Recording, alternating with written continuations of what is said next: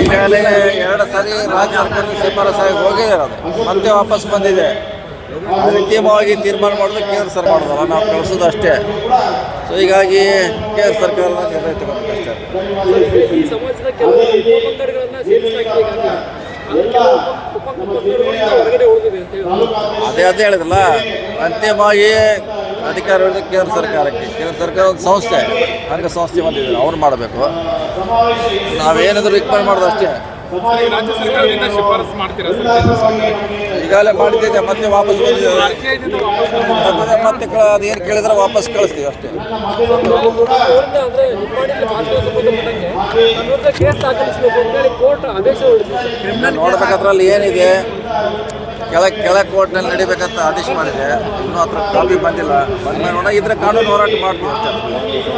ತಮ್ಮ ಹೇಳಿಕೆ ಸಾಕಷ್ಟು ಚರ್ಚೆಗೆ ಗ್ರಾಸವಾಗಿತ್ತು. ಆ ಸಂದರ್ಭದಲ್ಲಿ ಚರ್ಚೆಗಾಗಿತ್ತು, ಯಾರೋ ಲಾಯರ್ ಹಾಕಿದ್ರು, ಒಂದು ಕೋರ್ಟಲ್ಲಿ ರಿಜೆಕ್ಟ್ ಆಗಿತ್ತು ಅದು ಮುಂಚೆ, ಮತ್ತೆ ಅಪೀಲ್ ಮಾಡಿದ್ರು ಅವರು. ಸೆಷನ್ಸ್ ಕೋರ್ಟಲ್ಲಿ ಆದೇಶ ಆಗಿತ್ತು. ಆ ಸೆಷನಲ್ಲಿ ಆದೇಶ ಇದೆ, ಬಂದು ಕೆಳ ಕೋರ್ಟ್ದಲ್ಲಿ ಅದು ರಿಜೆಕ್ಟ್ ಆಗಿತ್ತು, ಅಪೀಲ್ ಮಾಡಿದ್ರು ಅವರು. ಕಳೆದ ಬಾರಿ ಚುನಾವಣೆ ನೋಡೋಣ ಏನು ಆದೇಶ ಮಾಡಿದೆ ನೋಡೋಣ.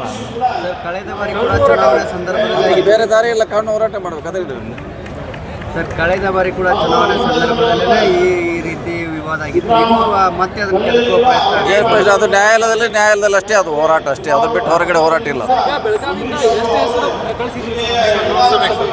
2 ಹೆಸರು ಅಂತ ಭಾಳ ಚರ್ಚೆ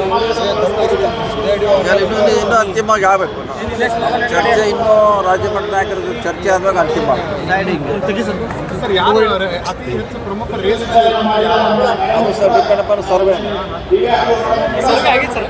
ಇನ್ನೂ ಮಾಡ್ತಿದ್ದಾರೆ, ಸರ್ವೆ ಮ್ಯಾಗ ಡಿಪೆಂಡ್.